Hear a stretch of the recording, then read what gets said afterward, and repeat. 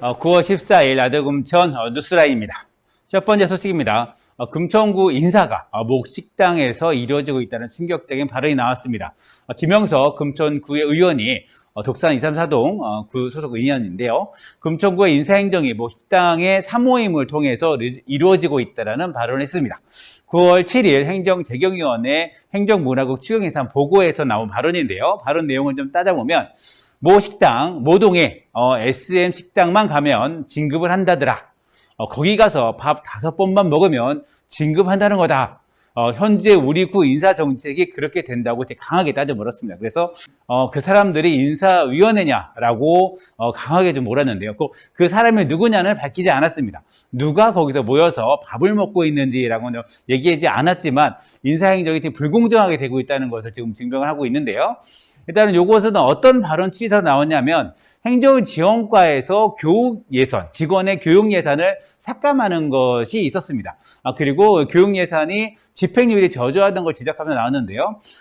행정지원과가 금천구 금천 공무원들의 조직 활성화 교육이 8,483만 원 중에서 지금 15.5%밖에 집행이 되지 않았고 직무 능력 향상 교육도 2억 7,700만 원 중에서 지금 5,400만 원 정도, 약 해서 19.6%밖에 이게 안 됐다라고 하고, 요번에 성추행 사건이 있었는데 그런 사건들이 모두 이런 인사가 잘못됐기 때문이다라고 좀 지적을 했고요. 집행부가 인사 원칙을 가지고 국장이나 과장이나 집행부가 원칙 있는 인사 정책을 피면 그런 성추행 사건은 또 발생하지 않을 거다라고 좀 강하게 질타를 좀 했습니다. 사실 이렇게 김영석 구의원 같은 경우는 예전에도 육식이, 육돌이, 그리고 뭐 이렇게 삼식이라는 단어를 쓰면서 구의회에서 구청 인사에 관련해서 어떤 소그룹의 그룹이 이런 인사를 좌우지우지하고 있다라고 좀 비판한 바도 있는데요. 사실 실명을 좀 물어본 적이 있으나 실명은 끝까지 얘기하지 않고 있는 상황입니다. 하지만 이런 문화들이 성추행 사건으로 이어지지 않았나라고 좀 이렇게 좀 지적하는 내용이 있었습니다. 사실 이게 사실이라면 금천구 공무원 조직의 그 병폐, 조직 문화가 상당히 왜곡되어 있는 게 아닌가라고 좀 많은 분들이 우려하고 있고요. 그 피해는 고스란히 금천구 주민들이 받을 수밖에 없는 상황이라서 좀 이런 거에 대해서 좀 생각하면 좀 느꼈으면 좋겠습니다. 다음 소식입니다. 가뜩이나 힘든데 보건증 검수비는 7배라는 제목인데요.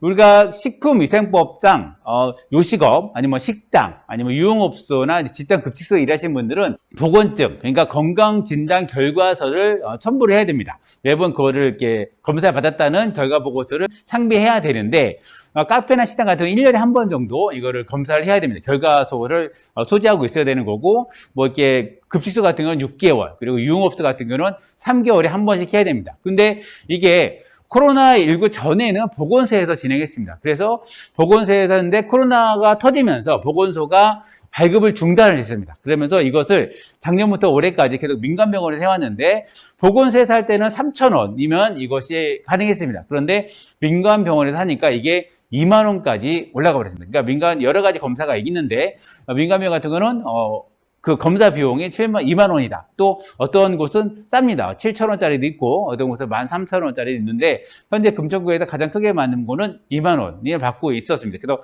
가뜩이나 힘든데 코로나도 힘든데 이런 일하시는 식당 종사자나 아니면 급식소 일하시는 분은 7배에 달하는 그러는 검사비를 또 지출해야 되는, 그리고 이것도 한 번이 아니라 1년에 한 번씩 이렇게 좀 해야 되는 과정도 있습니다. 일단은 금천구에 알아본 결과에 따르면 서울시에서 지침이 내려왔다고 합니다. 지금 이건 보건증에 대한 민원이 많이 발생했으니 이거에 대해서 차액을 좀 지원해는, 실제 보건증을 받은 분들은 3,000원, 보건소에서 받을 때처럼 3,000원만 내면 이걸 할 수 있도록 좀 추진하고 있다고 합니다. 그래서 조만간 변경이 될 것 같긴 한데 지금 소상공인분들이 좀 많이 힘들지 않을까 생각이 좀 듭니다. 더불어서 지금 보건소가 지금 코로나19로 인해서 많은 기존에 해왔던 공공보건 업무들을 축소하거나 안 하고 있는 것이 많이 있습니다. 그 중에 하나가 학생 및 아동 치과 주치 사업인데요. 이거를 작년에는 사부 추진 못했습니다. 코로나로. 그래서 올해로 그 예산을 넘겨서 2월에서 올해 하는데, 일단은 이 치아 관리에 대한 교육도 지금 온라인으로 하고 있고, 불소도포라고 있습니다. 불소도포 같은 경우도 기존에는 보건소에서 와서 도포를 해줬는데 이제는 용액을 주고 지배색을 하고 있는 상황입니다. 사실 어린 시절의 치아는 이게 평생을 가기 때문에 평생의 건강 상태를 좀 좌지우지할 수 있는 큰 일입니다. 그래서 그 관리도 지금 제대로 되지 않는 상황인데, 사실 코로나가 작년 같은 경우는 사실 이게 다급하게 나타난 상황이고, 지금 같은 경우는 2년째 이어진 상황이고, 코로나19 대응으로 모든 것에 힘을 쏟는 것도 이해는 되지만, 보건소가 기본적으로 했던 공공보건, 보건 업무에 대해서 차질이 발생하고 있는 게 아닌가라는 좀 우려가 있습니다. 여기에 대한 대책이 마련이 돼야 된다고 봅니다. 다음 소식입니다. 증발해버린 주민의 사업 제한, 그 구청이 역점사업으로 재탄생했다는 얘기인데요. 일단 지난 9월 2일 날 금천구가 고령 친화도시를 만들겠다고 발표를 했습니다. 그래서 노인의 삶이 기대되는 도시 금천을 실현하겠다 하면서 약 60개의 실행 계획을 발표를 했습니다. 이게 요거를 추진 과정을 보면 올해 1월 달에 용역을 착수를 했고요. 3월에는 조례를 만들었고 5월에는 전문가와 어르신으로 구성된 고령 친화도시 추진위원회를 구성을 했습니다. 15명으로 구성되는데요. 이렇게 진행되는 거 보면 참 잘하는구나 싶었는데, 여기에 속내를 살펴보면 올해가 아니라 작년 주민 A씨가 노인이 행복한 마을이라는 사업 이름으로 해서 서울 시민참여예산 광역제한령으로 제안을 합니다.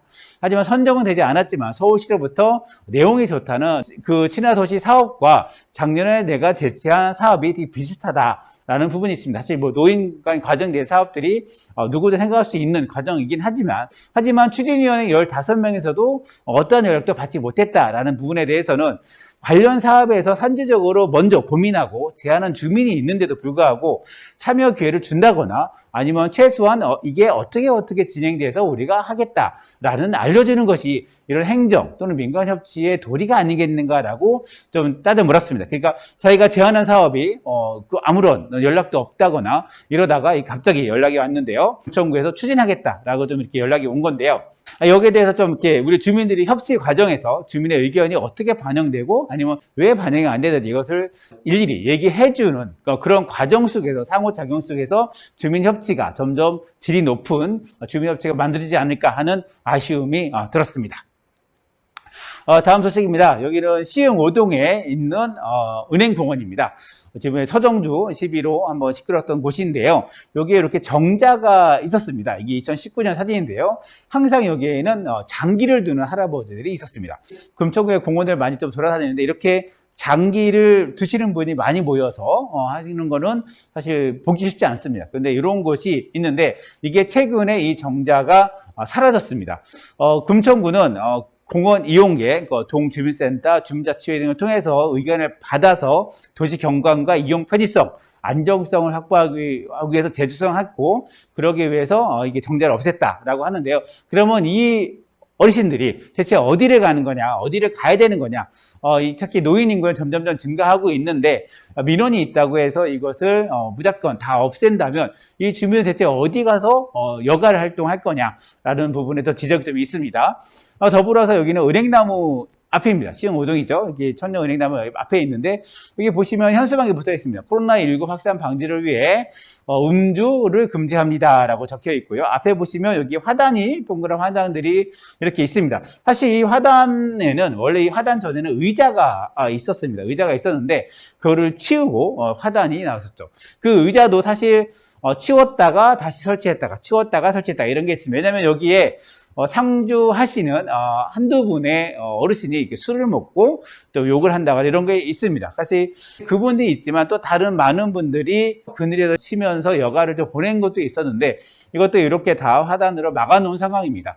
사실 이게 행정도 그렇고 주민도 그렇고 한두 분의 부패라고 얘기할 수 있겠죠. 하여튼 술을 드신 그런 분들의 문제도 있지만 또 그것이 불편하면서도 거기에서 여가를 즐기는 분들, 집에서 나와서 갈 곳이 없는 분들에게 어디로 가서 좀 쉴 수 있는 그런 대안도 함께 만들어야 되지 않았나라는 생각이 듭니다. 금천구의 소식입니다. 금천구 의회가 28개 의안을 처리하면서 230회 임시회가 마무리됐습니다. 일단은 2021년 제2회 추경이 있었죠. 추경이 514억이 증액이 됐습니다. 그래서 올해 금천구 예산은 6,416억 6천만 원이 됐습니다. 잘하면 올해 7천억까지 넘기지 않을까라는 생각이 좀 드는데요. 좀 자세히 살펴보면 예산특위의 아까 추경 예산에 대해서 삭감된 예산입니다. 일단은 의결특위에서 개수 조정된 내용인데요. 일단 문화체육과 소관에서 정교대학 능행차는 일단 코로나19로 모든 사업이 폐쇄가 되면서 전액 삭감이 됐습니다. 그리고 홍보 디지털과 소관에 LED 형광판 설치 비용 5억도 전액 삭감됐습니다. 이 LED는 어떤 거냐면 금천구청의 입구에 보시면 왼편에 평화소장 뒤쪽에 커다란 우리 LED판이 있습니다. 그거가 있는데 그게 좀 노후화돼서 교체를 해야 되는 비용인데 그것이 위치 선정이나 이런 것 때문에 아직 논란이 있었는데 올해 사업을 하다가 일단은 전에 삭감하고 하면 내년으로 넘어간 것 같습니다.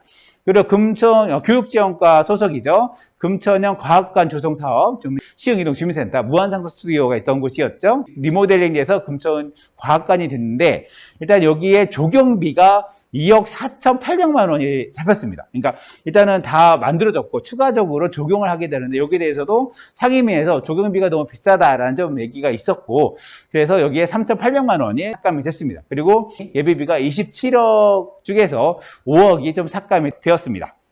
또 증액된 예산이 있는데요. 일단 장애인 돌봄 침투 프로그램 운영에 750만 원, 그리고 독산 3동의 소규모 체육관 중축, 이게 타당성 용역에 3천만 원, 그리고 어린이집 방역비 지원에 2천만 원, 도로 보수 비용에 2억 원에서 추가적으로 1억 원을 더 증가하는 3억이 증가되는 내용이 있었습니다.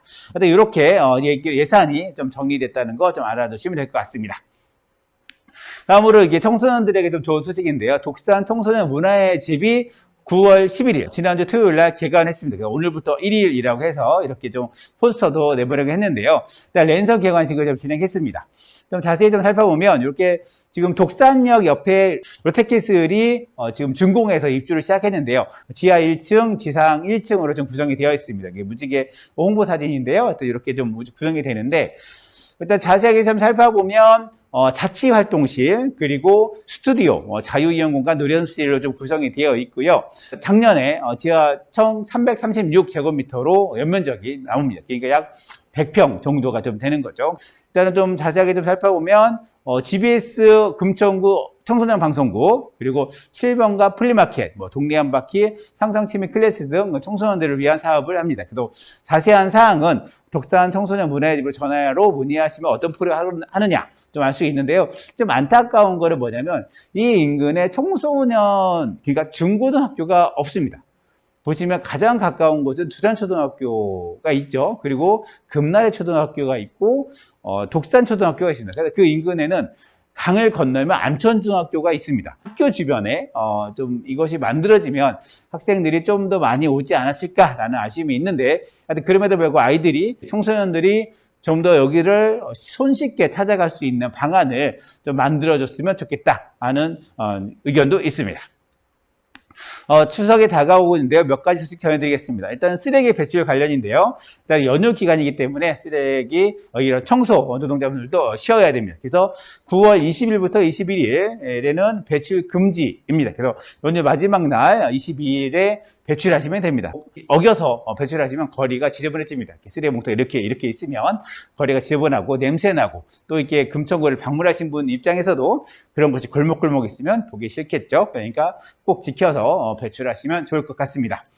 그리고 주차장이죠. 주차장 개방이 토요일부터 수요일까지 연휴 기간 내내 무료 주차하는 곳이 있습니다. 그래서 시설마다 제가 다르고요. 동마다 다르기 때문에 이거는 구청 홈페이지에서 한번 검색해 보시면 좋을 것 같습니다. 특히 학교나 이런 곳이 개방하고 있으니까 한번 잘 이용하시면 좋을 것 같습니다.